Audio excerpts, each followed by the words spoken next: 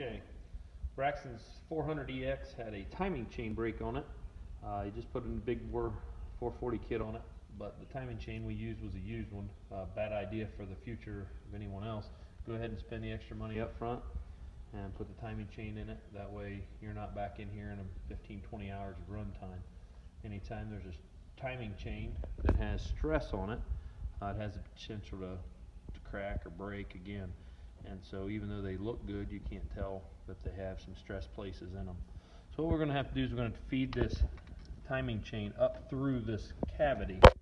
And what I've done in the past is the wire. And I stuff the wire down through the cavity, and I hook the timing chain and pull it up through instead of push. So it's easier to pull a chain than it is to push a chain up through the hole. And then also that allows me to have it up there for the future of the install. I'm going to grab some gears. This is the timing gear that goes on the crankshaft. The gear itself is notched specifically for the crankshaft. It will only go on one exact spot, so that helps us line it up later on. We'll learn how to time this. So there, you noticed it didn't fall on just perfectly. And I'm going to pull the timing chain up onto the gear. Rock it ever so gently here.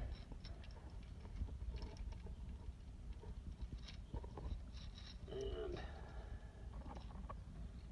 slide it up on there.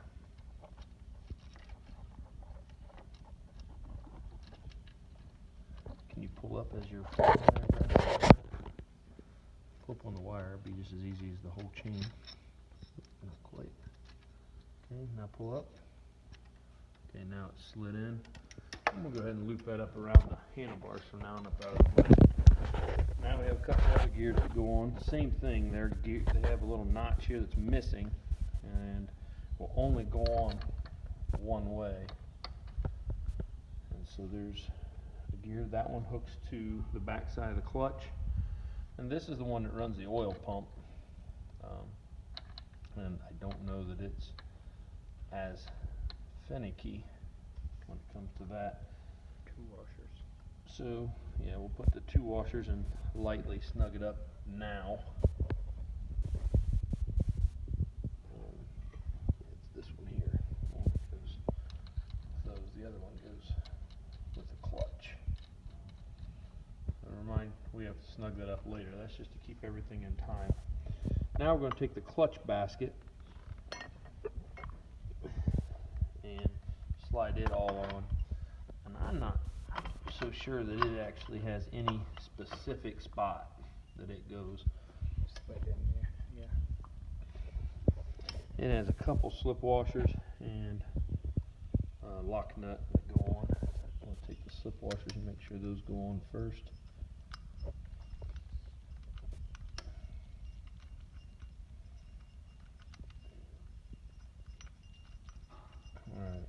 Now we're going to take a break, and Braxton's going to look up the torque settings for these, and when we get back to you we'll have them torqued down, and we'll slide the clutch back in place. Alright, well, we had the torque wrench set, and it said between 65 and 85 on that nut and that nut. It was very difficult for Braxton to hold the camera and hold the clutch basket with the pry bar, so we omitted that section of it. But we're about to add these clutches, and all these clutches together need to slide in ever so gently and line up with the clutch basket itself, which is sometimes a little difficult.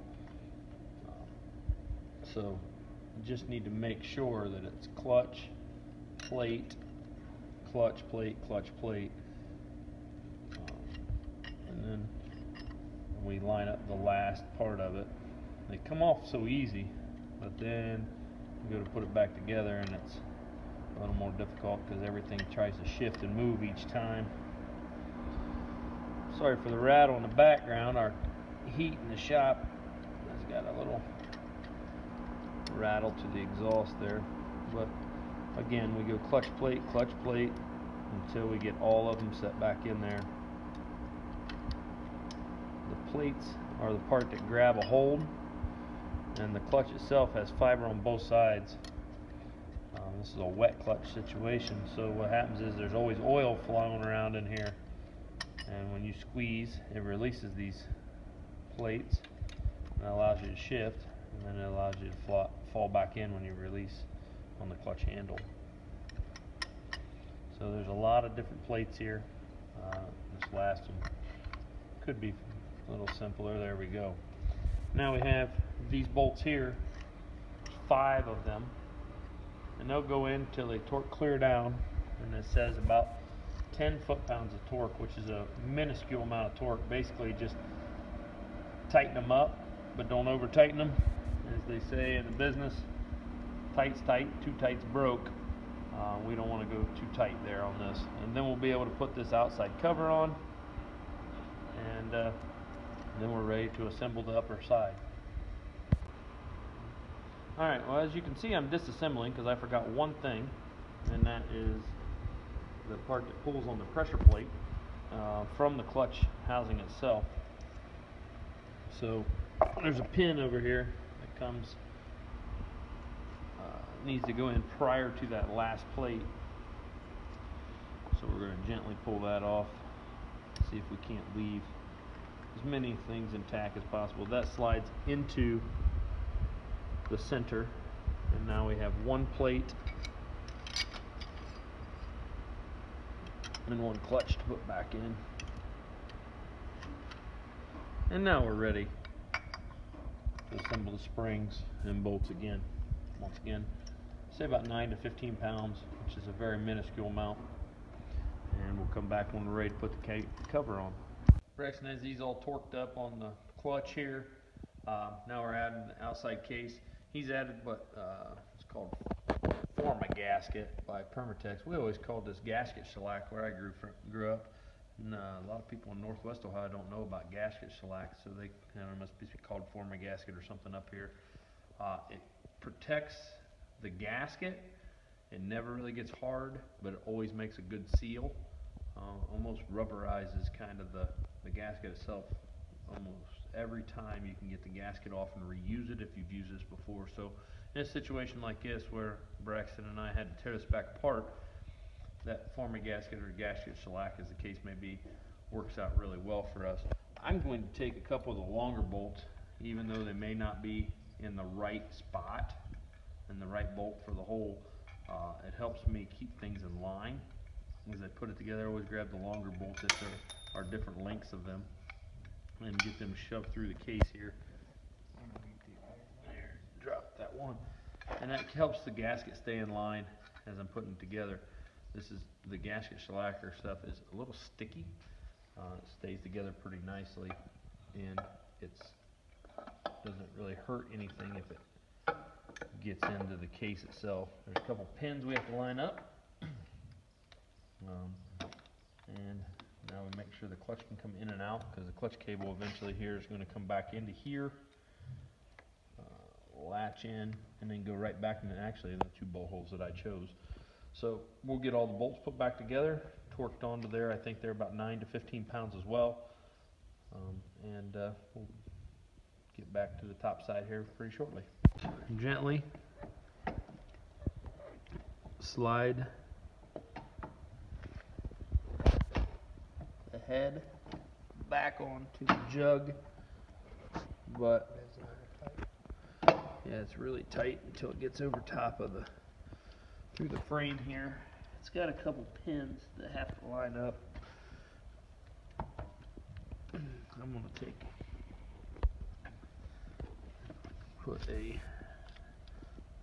tie that back up, holding the timing chain.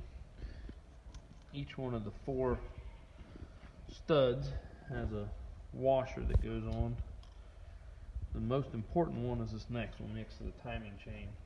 We don't want to drop that down into the hole where we struggle to make everything go back together without having to tear things apart. And the same thing with this nut. We don't want to drop it down into that area. That could be a dangerous situation. Now once we get all of these torqued down, we'll be able to eject the cam, and then add the valve cover.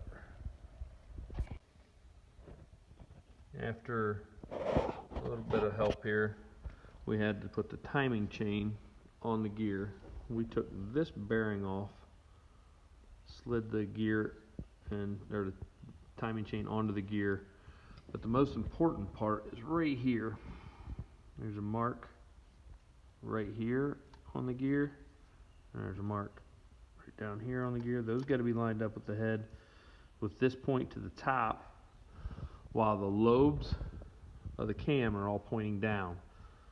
And in the meantime, we torqued all these head bolts, 4 of them, 1, 2, 3, 4, to 32 foot-pounds torque.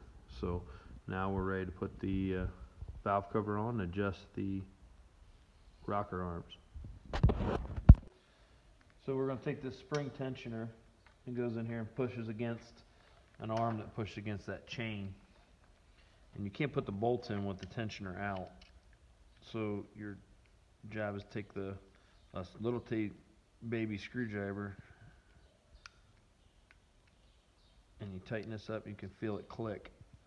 Then when we put this in there, you just tap this with a hammer and it will pop that out against the tensioner, but you have to have this back in order to put the bolts in. So we slid the valve cover on. We're going to have to adjust the valves after this.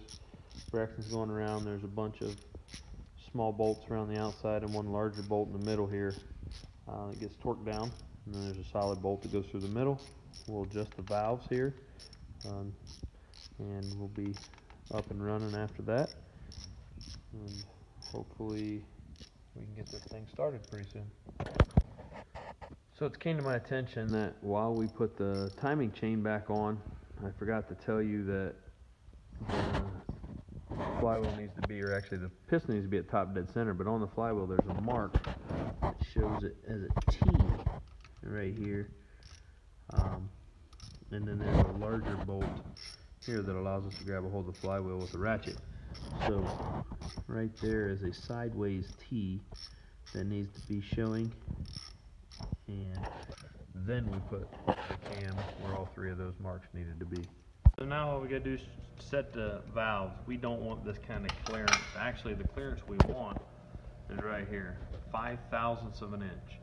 That's the thickness of basically 2 pieces of paper, or just a tick less than that. And we're gonna slide that in there, in between, just between the tappet and the valve there. And then we're going to tighten this little baby bolt down against that 5mm piece of steel. Once we get that there, then we're going to tighten the lock nut down, pull the thing out, and now that's the distance, just a little baby amount of gap when the valve's at its highest peak in between the tappet and that. We're going to continue to do that on all the other 4.